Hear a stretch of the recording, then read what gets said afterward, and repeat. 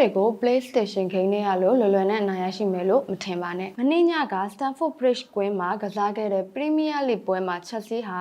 Leicester ကို 1-0 ရလဒ်နဲ့အနိုင်ရရှိခဲ့ပါတယ်။ဒီနိုင်ပွဲကြောင့်လည်း Chelsea ဟာ Premier League အမှတ်ပေးဇယားမှာအဆင့်၄နေရာကိုတက်လှမ်းနိုင်ခဲ့ပါပြီ။ဒီပွဲမှာ Chelsea ရဲ့အတွက်သူရဲကောင်းဖြစ်ခဲ့တာကကူကူရဲတာပါ။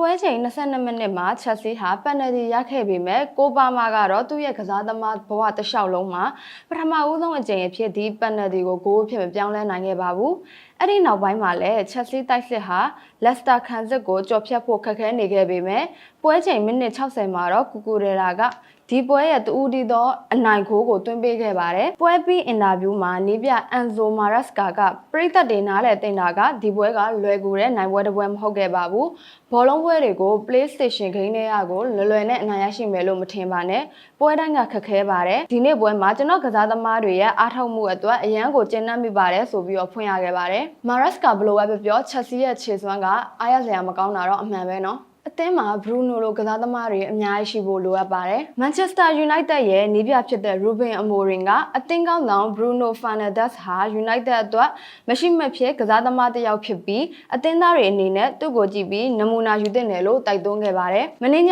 က Old Trafford မှာကစားခဲ့တဲ့ Arsenal နဲ့ပွဲမှာ United ဟာ Fernandes ရဲ့ free kick ကနေတဆင့်ပထမပိုင်းမပြီးခင်မှာဦးဆောင်ကိုရခဲ့ပါတယ်။ဒုတိယပိုင်း84မိနစ်ခန့်မှာတော့ Rice က Arsenal အတွက်ခြေပကိုပြန်သွင်းနိုင်ခဲ့ပေမဲ့အဲ့ဒီနောက်ပိုင်းမှာလည်း United ကပဲအကြိမ်ကြိမ်တိုက်စစ်ဆင်ပြီး Arsenal ဂိုးပေါက်ကိုချိန်ချောင်းနိုင်ခဲ့တာပါ။ဒါပေမဲ့ United တိုက်စစ်ကစားသမားတွေဂိုးအဖြစ်မပြောင်းလဲနိုင်ခဲ့လို့သာပွဲပြီးမှာ1-1ရလဒ်နဲ့တရေကြခဲ့တာလည်းဖြစ်ပါတယ်။ပွဲပြီးအင်တာဗျူးမှာ Ruben Amorim ကအသင်းမှာ Bruno လိုကစားသမားမျိုးတွေအများကြီးရှိဖို့လိုအပ်ပါတယ်။သူကအသင်းရဲ့မရှိမဖြစ်ကစားသမားပါ။ခြေတန်းမှာဘောလုံးရှိမရှိသူ့ရဲ့လှုပ်ရှားမှုတွေနေရာယူမှုတွေကအရန်ကိုကောင်းလွန်ပါတယ်။အနာရဖို့နေစားခဲ့ပေမဲ့တရေနဲ့ပဲကျင်းနှက်ခဲ့ရလို့ပရိသတ်တွေအတွက်စိတ်မကောင်းဖြစ်မိတယ်ဆိုပြီးတော့ဖွင့်ရခဲ့ပါတယ်။ Bruno Fernandes သာတန်ရာရခဲ့ရင်တော့ United တော်မလွယ်ဘူးနော်။ချန်ပီယံဆုအကြောင်းကိုအမေးခံခဲ့ရလို့အကြီးအကျယ်ပောက်ကွဲခဲ့တဲ့အာတီတာမနေ့ညက Old Trafford မှာကစားခဲ့တဲ့ Manchester United ရဲ့ Arsenal ရဲ့ပွဲကတော့1-1ရလဒ်နဲ့တရေသတ်မှတ်စီခွဲယူခဲ့ကြပါတယ်ဒီပွဲမှာအနိုင်မရခဲ့တဲ့ Arsenal ကတော့ဒီနှစ် Premier League ချန်ပီယံဆုကိုလက်လွတ်ရဖို့တေချာတလောက်ဖြစ်နေခဲ့ပါပြီ